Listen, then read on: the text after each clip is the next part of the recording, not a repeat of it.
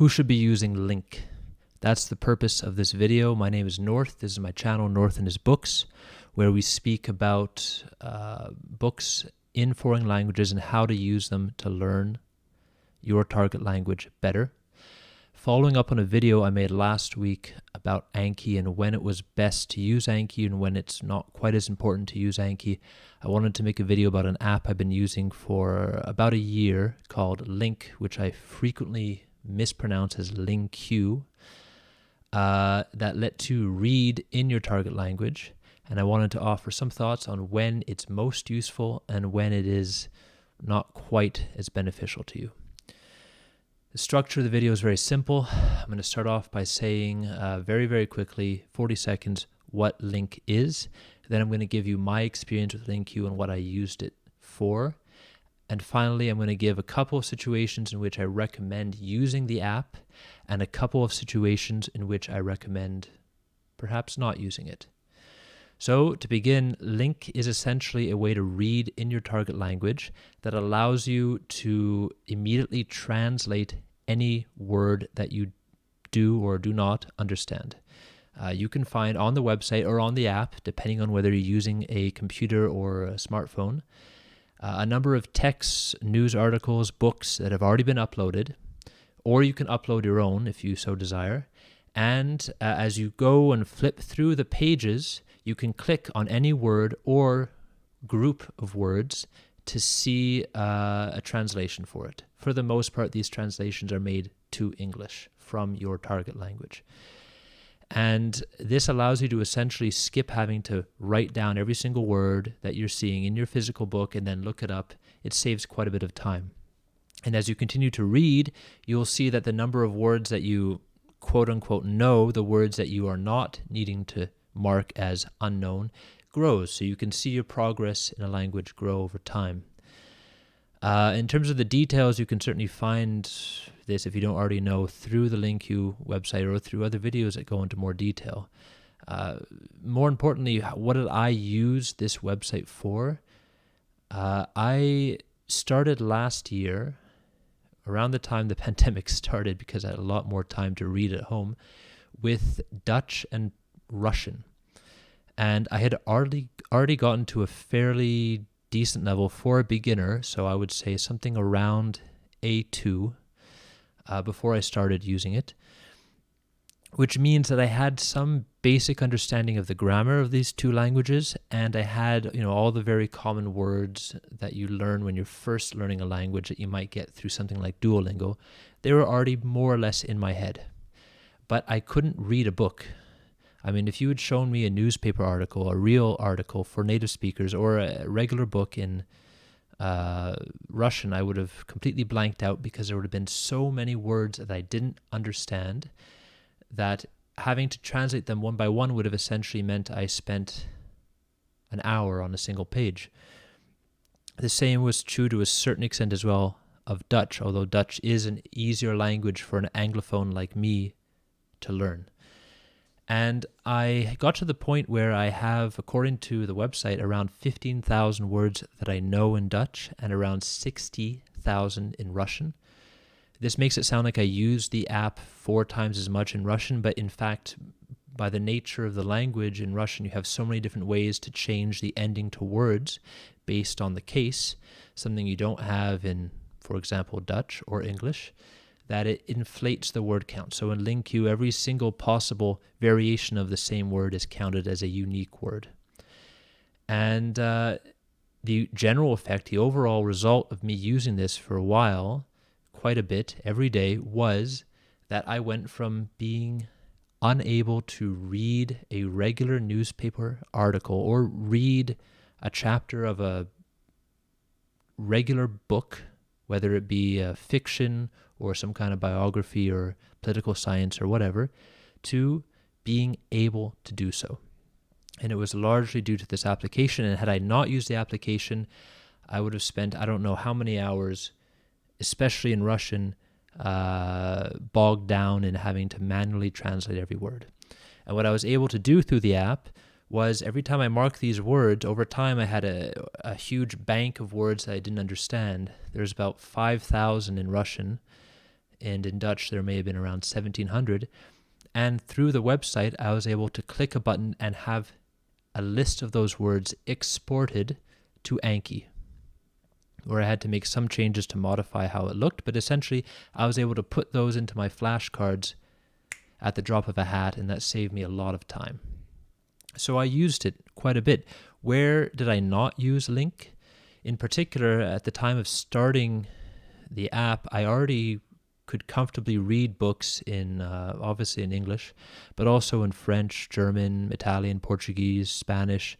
So for languages like this, I didn't use it because I don't want to spend hours and hours and hours on my smartphone or on my computer reading when I could just be reading physical book, the kind of books that you see behind me, which in the long run is obviously much more enjoyable. And the benefit, because I was already at a more advanced stage in those languages, was much lower. So, when do I recommend using LingQ? Two situations. The first is, and I speak as a Canadian who's been trying to learn Dutch, I can't find, for the life of me, books in Dutch to purchase in Canada. I've gone on Amazon, whether it be Amazon Canada or Amazon United States, and I mean, there are some books out there, but they're either kids' books or they're just sort of self-published crap, where I bought one of them in Dutch early on, and I couldn't continue reading it because the quality of the story was so low. It was essentially as if someone who had no idea how to write started writing a book and just went with it, and they managed to sell a few hundred copies on Amazon somehow. There aren't very many good books available in Dutch or in certain other languages, depending on where you live. If you're American and you want to learn Spanish, you can find a lot of great books in the United States, either physically in a store or online. But if you're learning any language which is a bit more niche, like Dutch, and this obviously depends on where you are, you very quickly run into the issue of not being able to find enjoyable literature in your target language. So on LingQ, I was able to find some books that I actually enjoyed reading, and essentially they were free because I was able to use my subscription to this application to read those books. So if you have trouble finding good books in your target language, I recommend an app like LingQ because it allows you to find reading material much more easily than you otherwise would be able to. A second reason to use it is much more general. And this doesn't matter whether you're learning Spanish or German, as long as you're learning a language which is fairly popular. I can't say the same thing for Belarusian, for example. If you are at the point where you are done learning the basics of the language, but you still can't read or express yourself properly because there are so many words that you don't know, then an app like LingQ is probably very beneficial. When I started using it for Russian, I had gone through a couple of textbooks, and I had a decent basic understanding of the relatively complicated grammar of the language. But if I started to try to read Russian news or an actual Russian book, and I had tried by buying a few physical books in that language, they were so difficult for me that it essentially made it too difficult to even attempt to read. It was a nightmare. But because I could find books and news articles through LingQ, I was able to slowly click and keep adding those words that I don't understand, and the convenience of being able to translate a word in a moment that I didn't understand saved me a lot of time and effort. So if you're the kind of person who works 9 to 5 and studies 9 to 11, and you have 27 kids at home and you volunteer at the hospital, and you don't have all that much time and energy to spend hours a day learning your language, then something like LingQ, if you're getting at that late beginner stage, will help take you to that late intermediate stage. It's not going to help you recite poetry in the language. It's not going to help you run for president in that language, but it will help you sort of ingest all the vocabulary that you need to know to use that language in any meaningful fashion whatsoever. And I really, really recommend it for anyone who's studying a major language. That would be, off the top of my head, the major European languages, as well as some languages like Chinese and Japanese as well. So when do I not recommend LingQ? For the opposite situations. If you're learning a niche language, you will find that the offerings on this app are fairly sparse, and you will find it difficult to make use of your subscription to actually read enough. What every single language that is offered through LingQ has is a number of short stories. At the very least, they have these short stories about some guy going to the store and he doesn't find what he wants, or whatever it is. It's the same story in every single language, and they gradually get more difficult from a very beginner to a slightly less beginner level. But if that's all you have, these 60 or so short stories, you're not going to use the application enough to make it worthwhile. And although I haven't ever tried to learn a language like Turkish or Belarusian, if these are the languages that you're learning, you will find, whether it be LingQ or also other apps like Duolingo or whatever, you will find them very difficult to get a lot of use out of. Another good reason not to use this app is essentially if you don't care about reading. And for most people, that only happens once you've gotten to a lower advanced, upper intermediate level.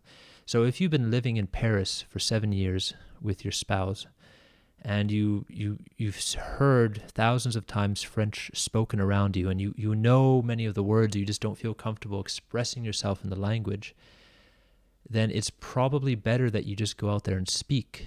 And LingQ, as great as it is, doesn't help you speak, it helps you read. So it's really for getting you from that beginner to an upper intermediate level. And after that, the only way to improve in the language, the only way to start becoming a renowned poet in your language of choice, is by writing a lot and by speaking a lot with native speakers. And for that reason, if that's what you're looking for in an application, not only do I not recommend LingQ in particular, I also can't even recommend very many apps whatsoever beyond perhaps italki. Anyway, those are my thoughts. If you have any opinions, please feel free to comment and subscribe if you like my video. Thank you.